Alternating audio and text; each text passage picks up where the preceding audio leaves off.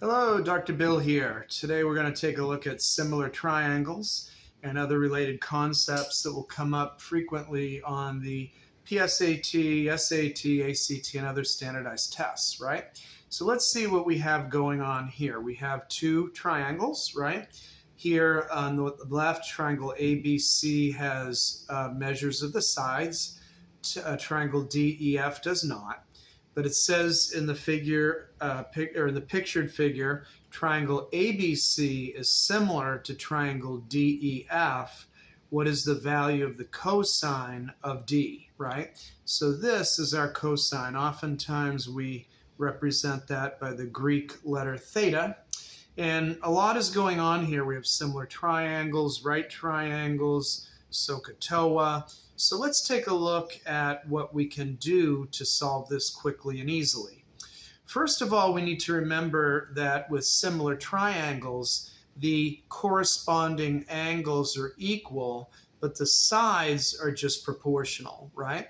So here we have triangle ABC. We know that angle A equals angle D in the bigger triangle, and then B and E are both 90 degrees clearly, and then C would equal F.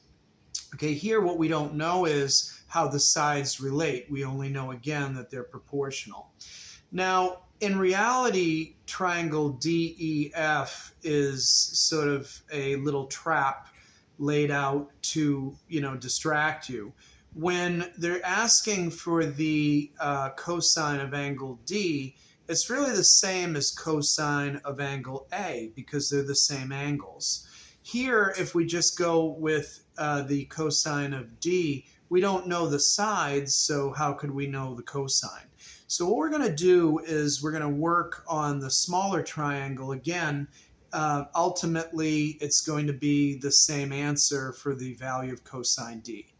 Now, the first thing that we should remember, I'm going to draw another triangle here, right, is that in a 30, 60, 90, if this angle is 30 degrees and this angle is 60 degrees, the proportions of the sides are always equal.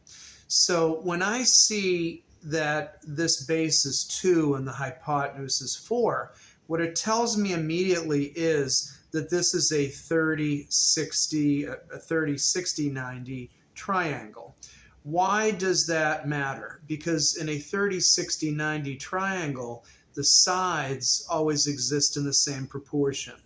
The side opposite the 30 is side, let's call it, right? The hypotenuse is going to be 2 times that, or 2 side. And then the side opposite the 60 will equal side times the square root of 3. This is valuable because we don't have to do the Pythagorean theorem now to figure out this other side. We simply know that here the side opposite the theta is 2 and the hypotenuse is twice that. So this theta is going to be a 30-degree angle. Angle C is going to be 60 degrees. So then we have side opposite the 30, 2 side for the hypotenuse, and the side opposite the 60 is going to equal this side times the square root of 3, 2 square root 3, right? So now what would the value of the cosine of D be, which is again the same as the cosine of A? Okay, well we know for SOHCAHTOA that the cosine is going to equal the adjacent side over the hypotenuse, right? So here again, the side adjacent to our theta, our angle in question, cosine D, which is really cosine A, is 2 square root 3. So here again, cosine equals adjacent over hypotenuse, right? And here, the adjacent side is 2 square root 3. The hypotenuse is 4. And then obviously we can reduce that. These are both divisible by 2. So when we divide both of these by 2, we get the square root of 3 over 2. And that is going to be our answer.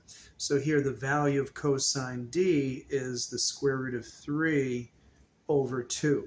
I hope you found this lesson on similar triangles and a little bit of SOHCAHTOA valuable. If you have found it valuable, please subscribe to my channel, like the video, and send it to others that you think could benefit from it. This is Dr. Bill. Thank you for tuning in, and we'll see you on the next video. Thanks again.